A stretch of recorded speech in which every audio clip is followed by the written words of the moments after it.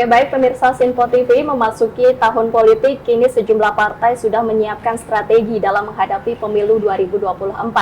Salah satunya adalah Partai Kebangkitan Bangsa yang sudah menunjuk 7 jubir milenial dalam hal menggait suara generasi muda maupun generasi Z. Dan kita akan dalami bersama saya Sri Dewi Andayani dalam program Ngopi Ngobrol Politik. Saat ini di samping saya sudah bersama dengan salah satu dari 7 jubir muda PKB, yakni Bang Michael Benyamin Sinaga. Selamat siang Bang Michael. Selamat siang Mbak, terima kasih sudah mengundang saya ke sini. Iya, terima kasih juga sudah hadir ke sini. Oke Bang, langsung saja, ini kan PKB menunjuk 6 jubir muda dalam hal meraih suara milenial. Nah, ini apa saja sih tugas dan program-program yang sudah diberikan oleh Ketua Umum PKB? Ya, terima kasih. Jadi program juru bicara muda ini awalnya dicetuskan oleh Gus Muhaimin sendiri, Ketua Umum kami. Kenapa? Karena kita melihat ada bonus demografi yang akan dialami Indonesia di tahun-tahun ke depan. Dan selain dari itu, pemilih di 2024 akan diisi 60%-nya anak muda. Jadi kita juga tidak mau ketinggalan, dalam arti kita juga mempunyai di dalam PKB itu sendiri kita juga punya talent-talent muda yang selama ini memang belum ditonjolkan. Jadi ini senjata rahasianya PKB, kurang lebih seperti itu. Nah, kami ini juga terdiri dari berbagai latar belakang.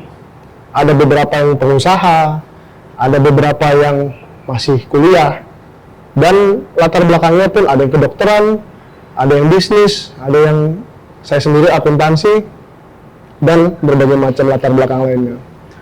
Nah, jadi talent-talent ini kami kumpulkan untuk apa? Supaya PKB itu mendapatkan salah satunya masukan dan arah untuk kedepannya semakin mengerti persoalan-persoalan anak muda. Karena kan selama ini yang kita lihat di ruang pembicaraan politik itu saja. Ekonomi lagi, dan selalu dengan makroekonomi yang dibicarakan. Jadi hal-hal yang berat dan sulit dicerna lah untuk masyarakat umum. Nah, kita mau mencoba gimana sih kalau seandainya kita mencari sudut pandangnya anak muda kepada isu-isu yang ada sekarang. Contohnya kemarin kita mengadakan panggung inspirasi, saatnya beraksi itu namanya. Kita kemarin sudah memulai, pertama kita mengajak kaum difabel. Di mana kaum difabel ini selama ini kurang tersorot juga, dan sebenarnya mereka itu punya talent-talent khusus juga. Contohnya melukis. Wah, justru lukisan mereka itu, yang dilukis itu presiden-presiden Indonesia loh. Jadi bukan melukis yang sembarangan, dan karya-karyanya itu banyak yang sudah dipamerkan dan dijual. Nah, hal-hal seperti ini kan kurang disorot. Salah satunya lagi yang kami rencana akan tampilkan adalah peduli lingkungan. Dan selain itu juga mengenai animal rights. Hal-hal seperti ini selama ini belum tercover oleh politisi-politisi kita. Dan kita di PKB berusaha supaya isu-isu ini juga terangkat. Selain isu-isu penting yang memang harus dikomentari ya. Nah, disitulah jubir-jubir muda ini berperan. Oke, ini kan katanya di dekat DPP Partai PKB ya, akan ada panggung inspirasi. Nah, itu apakah program-program ini sudah mulai dijalankan? Nah, kalau sekarang kita masih dalam tahap renovasi ya. Renovasi artinya yang kemarin itu dibuat sebagai berbentuk kafe, bagaimana kita mau membuat di pinggirnya itu, di sudutnya ada sebuah panggung kecil. Contohnya kalau kita mau stand up comedy misalnya, kita mau akustikan, kita mau membaca puisi atau apapun yang kita mau salurkan bakat-bakat kita anak-anak muda, kita bisa datang ke situ di sebelah kantor DPP PKB Jalan Raden Saleh. Nah, kita akan welcome. Itu pertama. Yang kedua, kisah-kisah inspirasi yang seperti tadi itu. Mungkin kan kalau kami sendiri yang memikirkan, ya mungkin ada yang terlewat. Nah, kalau misalkan teman-teman ada yang mempunyai kisah-kisah inspirasi dan mau untuk kita suarakan, kita bantu suarakan ke publik, silakan hubungi kami di DPP PKB, lewat Instagram juga bisa lah. Sekarang kan sudah banyak tuh medsos lewat Instagramnya ada, TikToknya ada, dan Facebooknya ada. Nah, Oke. jadi bisa lewat situ. Berarti ini idenya terbuka ya untuk siapa saja yang Betul. punya ide, ini bisa disalurkan gitu ya ke PKB. Iya, betul. Kalau boleh tahu nih di Partai PKB sendiri ini ada berapa persen sih atau berapa jumlah anak-anak muda yang bergabung di Partai Kebangkitan Bangsa? Kalau dibilang jumlah anak muda yang bergabung mungkin banyak sekali ya. Kalau dari organisasi PMII dan seterusnya itu kan Ansor, Banser dan segala macam itu kan memang isinya anak-anak muda semua. Nah, tetapi ya itu kan yang tradisional, secara tradisional. Dan Garda Bangsa, maaf jangan sampai lupa, nanti saya dimarahin sama Ketua Umum Garda Bangsa, ya Bang Tempur. Jadi di Garda Bangsa itu sendiri juga sampai sekarang juga semakin bertambah dan semakin seperti mungkin kemarin yang di Jawa Timur mungkin ada melihat yang kita kumpulkan di lapangan dan Bang Tempur dan Gus Muhaimin naik jeep tuh. Nah, itu nanti mungkin bisa saya kasih foto-fotonya. Tapi kalau di PKB ini, sekarang kita mau mencari anak-anak muda yang memang tidak seperti sebelumnya gitu. Jadi tidak hanya melalui organisasi-organisasi ini, tapi kan sudah terbukti di PKB itu regenerasinya paling cepat. Contoh, Gus Muhaimin, ketua kita. Dia menjadi ketua umum partai di usia 35 loh. Iya. Saya rasa yang ranking 2-nya mungkin Mas Agus Harimurti. Demokrat. Ya, tapi itu juga masih ranking 2, saya rasa ya, seingat saya. Nah, selain itu, anggota-anggota DPR RI kita juga kalau di rata-rata usianya juga sangat muda. Iya. Nah, dibandingkan di partai-partai lain. Jadi, ini saya rasa bukan hanya wacana dan bukan hanya basa-basi dari Gus Muhaimin bahwa memang kita mencari talent-talent muda dan mendorong untuk maju ke politik. Sehingga talent-talent mereka itu tidak tersia-siakan gitu dan bisa ikut membangun negara ini. Oke, ini kenapa nih anak-anak muda di PKB ini tertarik untuk bergabung di PKB padahal di luar sana masih ada beberapa partai yang memang didominasi oleh anak-anak muda gitu, seperti PSI gitu. Ya, pertama PKB itu kan secara sejarahnya ya, secara sejarah. Kalau saya pribadi, saya mengingat jasa-jasa almarhum presiden kita Gus Dur. Nah, salah satunya di diskusi saya kemarin dengan Pak Daniel Johan juga, diskusi dengan tema Imlek, kita juga mengingat jasa-jasa Gus Dur yang kepada umat non-muslim, saya sendiri non-muslim. Nah, salah satunya itu yang mengajak saya untuk ikut bergabung. Tetapi kalau ditanya anak-anak muda, kenapa anak muda ke PKB gitu kan? Ya karena di sinilah kita diberikan panggung, kita diberikan kesempatan besar. Kalau di tempat lain kan antriannya panjang banget tuh. Nah, saya bukan bilang PKB itu antriannya nggak panjang, tapi ketum kita ini melihat, ketua umum kita ini melihat bahwa wah kayaknya ada nih talent yang ada di sini, ayo kita sama-sama maju gitu loh. Nah jadi apabila ada talent-talent muda yang memang berpotensi, pasti akan diberikan platform, diberikan panggung oleh PKB. Oke, ini kan tugas jubir muda ini adalah menjalankan program-program dari ketum PKB. Nah ini ada tantangannya nggak sih untuk meraih suara anak muda gitu? Karena kan cukup kritis nih sekarang anak muda dalam menentukan pilihan. Tantangan jelas banyak ya, karena kita harus mengubah cara berpikir kita di dalam partai ini sendiri, cara di internal kita ini sendiri, yang selama ini selalu dengan yang formal-formal, dengan program-program yang ribet dan segala macam itu kan tidak bisa langsung dikomunikasikan dan nyambung ke anak-anak muda. Nah, kita harus mencari cara-cara misalnya nih dengan melalui seni budaya, melalui panggung inspirasi dan melalui media sosial. Jadi tempat-tempat seperti itu harus kita manfaatkan semua dan kita ajak pelan-pelan melalui konten-konten yang ringan namun bermanfaat. Jangan ringan tapi tidak ada manfaatnya juga, itu kan sekedar entertainment aja jadinya. Tapi kita mau membawa suatu pesan politik untuk anak-anak muda supaya yuk lihat bahwa kita juga punya loh program-program seperti ini. Contoh salah satu program yang saya mau kedepankan, listrik gratis untuk yang kategori terbawah 450 itu ada anggarannya dan bisa kita geser. Jadi itu sangat memungkinkan untuk dilakukan. Yang kedua, subsidi BBM untuk sepeda motor dan angkutan umum. Karena anak-anak muda kita ini kan masih pada naik sepeda motor ya, mayoritas. Jadi kalau kita berikan subsidi misalkan 3.000 saja. Jadi yang sekarang 10.000 jadi tinggal 7.000. Itu kan sangat membantu mereka. Tetapi anggaran kita, APBN kita tidak terlalu terbebani. Nanti kalau ingin hitungannya, coba lihat di website PKB. Nanti pasti akan bisa dicari di situ atau di Instagram kita. Oke. Nah itu caranya gimana tuh Bang untuk listrik gratis dan subsidi BBM gitu? Karena kan pemerintah juga sudah menjalankan itu. Nah kalau sekarang kan memang subsidi BBM-nya ada ya, tetapi kan ke arah 10.000. Iya. Nah kalau masyarakat mempercayakan kepada PKB untuk memimpin negara ini, istilahnya begitu, itulah salah satu program-program yang akan kami jalankan karena memang di APBN itu memungkinkan untuk menambah 3.000 subsidi khusus ke sepeda motor dan angkutan umum. Jadi kalau mobil-mobil yang selama ini menikmati subsidi itu kan itu salah sasaran sebenarnya menurut saya ya. Dan juga contoh yang agak salah sasaran itu ya subsidi mobil listrik yang 80 juta itu.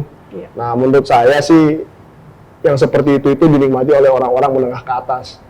Jadi kita tolonglah, kita lihat anak-anak muda kita ini yang masih berada di pekerjaan-pekerjaan yang 9 to 5 dan belum bisa tuh beli mobil listrik seharga ratusan juta itu, 700 juta apa kalau saya nggak salah terakhir.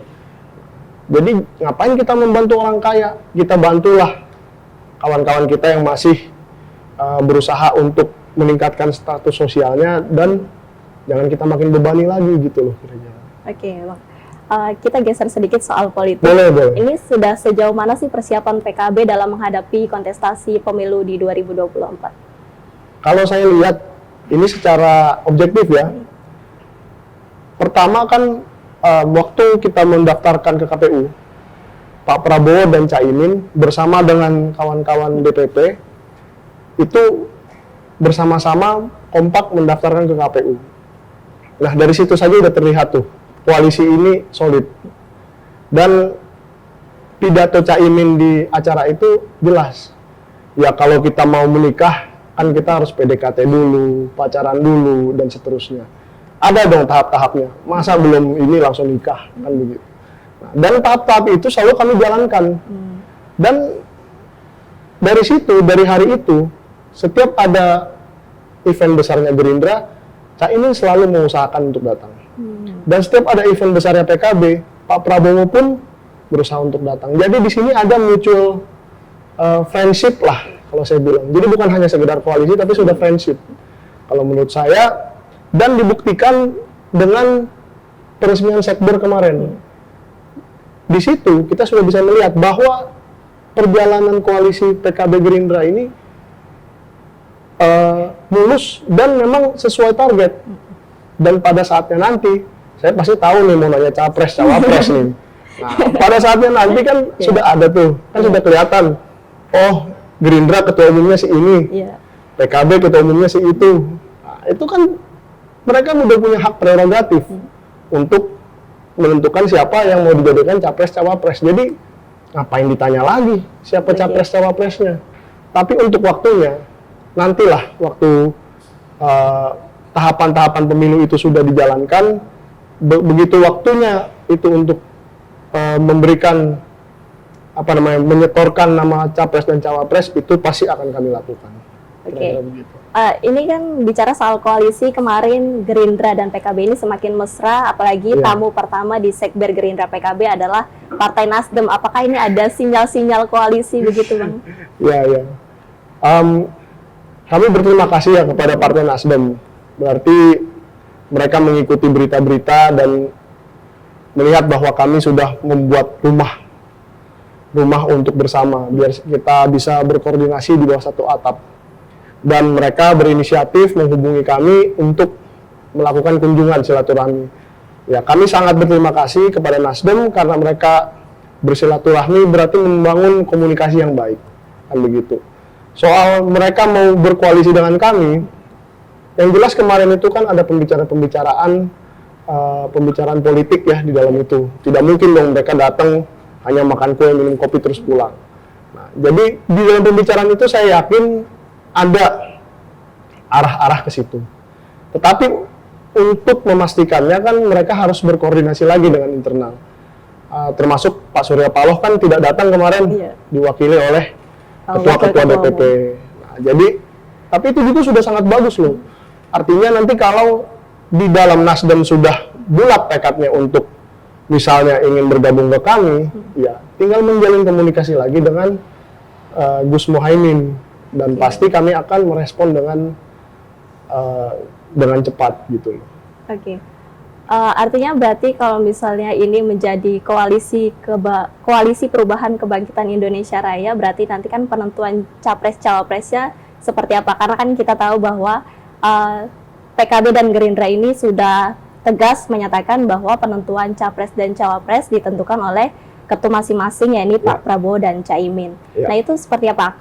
Akankah Nasdem ini akan turut andil dalam menentukan capres? Ya, kalau saya rasa ya kita contohkan ini sebagai bis aja ya, atau kereta gitu kan. Penumpang yang masuk duluan kan nyari kursi duluan. Nah, kalau dia keretanya udah penuh, dia datangnya terakhir ya terpaksa berdiri di kereta, kan begitu. Analogi saya sih begitu aja. Jadi kita welcome, kita tidak menutup diri siapapun yang ingin bergabung. Artinya asalkan satu aja yang saya minta. Yang diminta PKB, artinya kita harus satu hati, dan kalau kita tidak satu hati sulit kita membangun sebuah koalisi. Terbukti dengan koalisi-koalisi lain yang belum firm, belum jelas, belum satu hati saya lihat. Nah, sehingga kalau memang Nasdem merasa bisa satu hati dengan kami dan bisa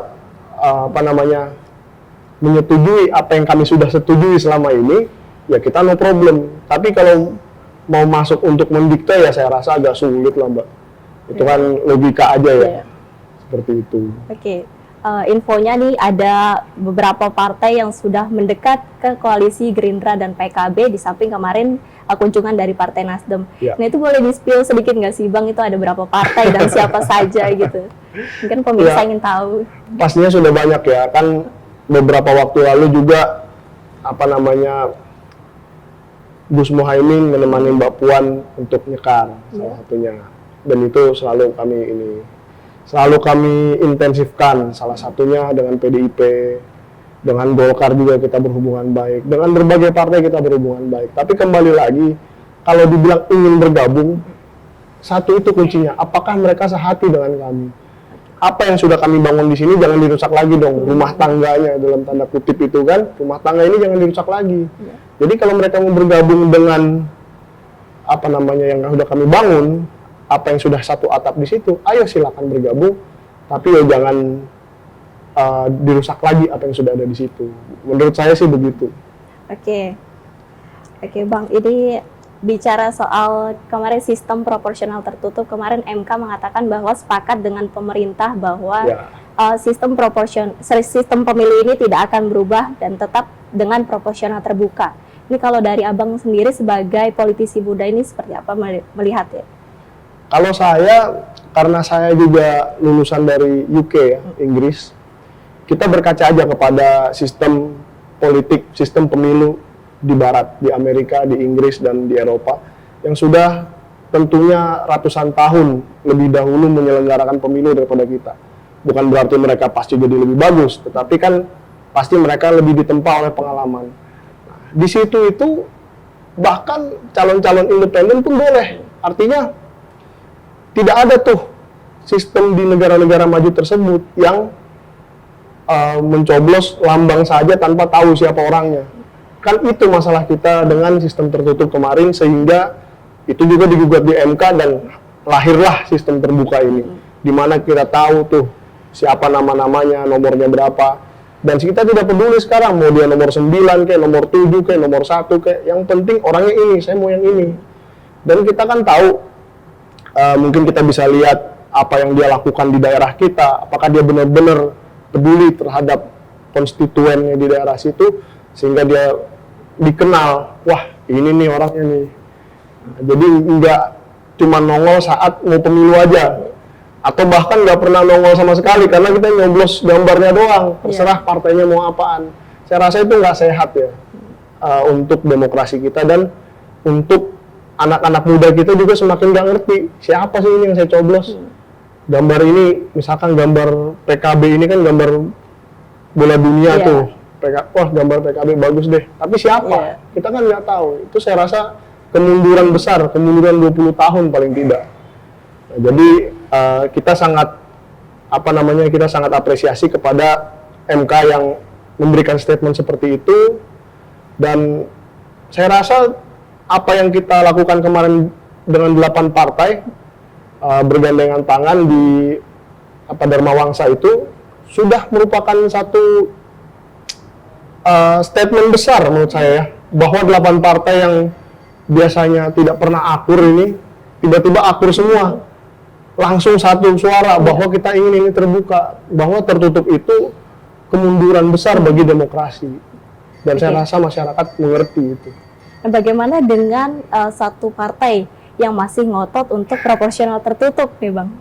Waduh, ini memancing sekali. Satu partai yang mana ini? Saya nggak tahu juga. Nah, kalau menurut satu partai itu kan saya pernah ngelihat statementnya tuh bahwa itu kan hanya salah satu kader kami. Tapi kalau emang iya, bolehlah katanya gitu.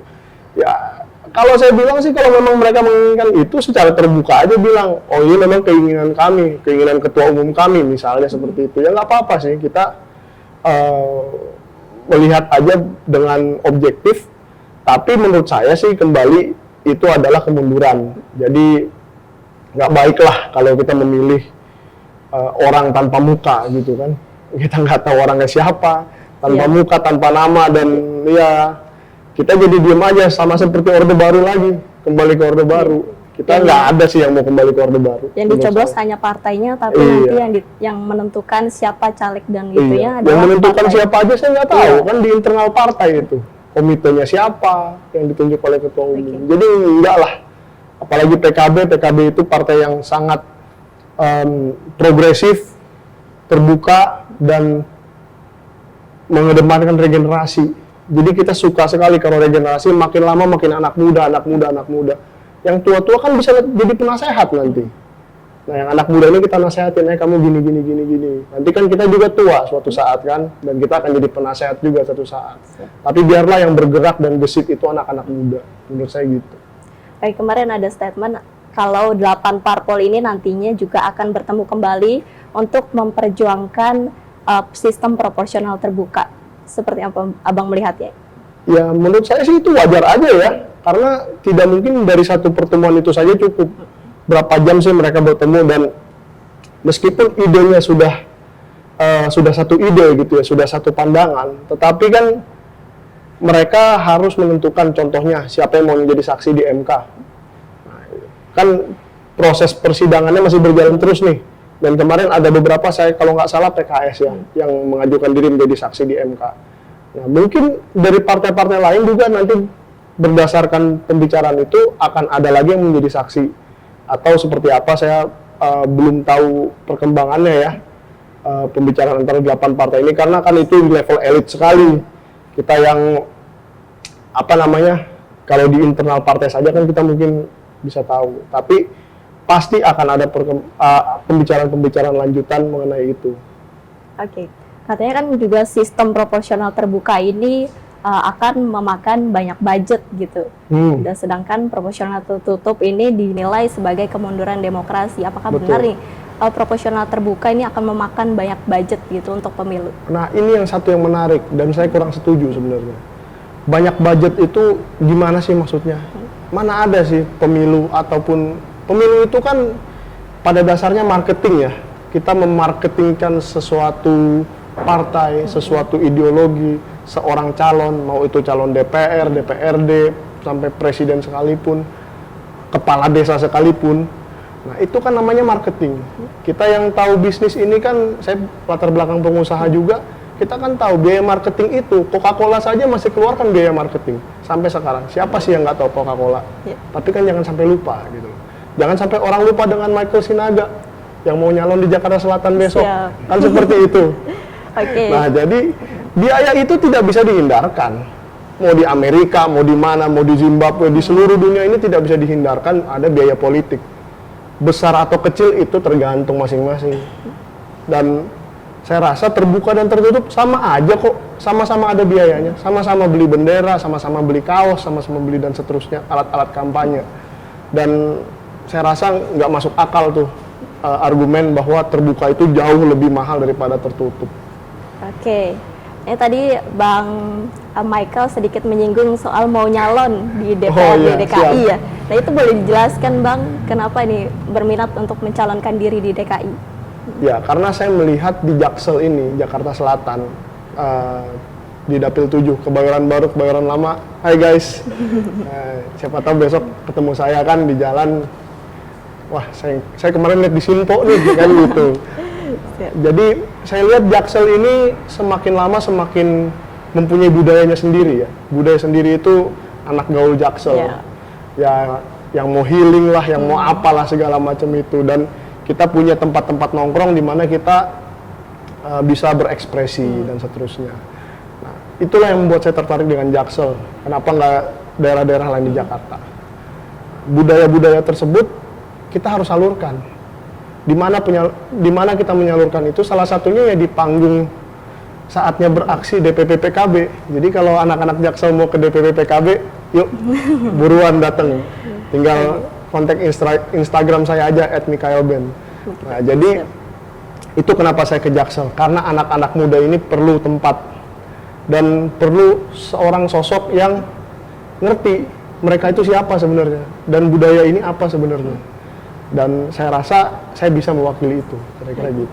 Agak sulit nggak sih Bang, soalnya kan tadi Abang bilang kan bahwa anak-anak Jaksel ini kan lebih mementingkan pergaulan gitu, Ya, betul. yang anak gaul, healing lah kemana, itu gimana caranya Bang? Nah, jadi memang kita nggak bisa menggunakan metode-metode lama untuk mereka. Iya. Kalau kita memakai metode lama, ya yang kita dapatkan pemilih-pemilih yang gayanya lama, Iya. yang zaman old lah ya. Tapi kalau yang zaman now ini memang kita harus memberi komunitas-komunitas tersebut, contohnya panggung-panggung, dan kita bantu menyuarakan dan kita berikan fasilitas bahwa mereka punya juga loh talent-talent seperti ini, mereka punya juga loh keinginan seperti ini, dan pastinya mereka ingin didukung oleh pemerintah, dan PKB kan salah satu bagian dari pemerintah sekarang. Nah, jadi kita juga ingin menjadi perpanjangan tangan mereka, bagaimana pemerintah bisa membantu komunitas-komunitas mereka, misalnya seperti itu. Oke, berarti dari sosial media dan bagaimana cara mereka menyalurkan bakat dan minatnya ya? Iya, betul. Oke Bang, closing statement deh Bang. Ada ini nggak sih inspirasi atau pesan untuk anak muda supaya bisa memilih pemimpin yang baik dan berintegritas, juga bertanggung jawab untuk NKRI? Karena kan pemilu nanti ditentukan oleh suara milenial. Suara milenial, betul. Nah, jadi kalau pesan dari saya, Michael Sinaga, Dapil Jaksel 7, untuk anak-anak muda di Jaksel dan di seluruh Indonesia, pertama, ikutin aja kata hati. Gak usah kita dengerin yang terlalu ribut-ribut ini tentang politik. Si inilah jualan identitas, si inilah jualan politik ini, politik itu semua dibuang aja lah. Yang penting kata hati kamu seperti apa. Kamu ngeliat orangnya itu cocok nggak? Kalau memang nggak cocok, meskipun dia kayaknya begini dari dulu sering membantu, sering apa. Nah, kamu lihat apakah ini orang yang tepat untuk membangun contohnya Jakarta atau membangun Indonesia ke depannya dengan cara dia berpikir. Apakah cara berpikir dia itu akan mensejahterakan kita, anak-anak muda, atau kita akan dilupakan lagi seperti sebelum-sebelumnya. Jadi itu, ikuti kata hati aja. Ini kata hatinya ya. Siap, ikuti kata hati ya teman-teman. Oke, siap. Terima kasih sudah meluangkan waktunya program Ngobrol Politik di Sinpo TV, Bang Michael. Kapan-kapan kita agendakan lagi untuk diskusi bersama. Iya, Siap. dengan senang hati. Dan kapan-kapan Sinpo juga datang ke kafe DPP PKB ya. Siap. Iya. Kita nanti siapkan tim ya. Siap. Oke. Terima kasih banyak. Ya. Oke, sekian pemirsa perbincangan kita kali ini. Saya Sri Dewi Andayani pamit undur diri dan sampai jumpa di Ngopi Ngobrol Politik di Sinpo TV selanjutnya. Terima kasih.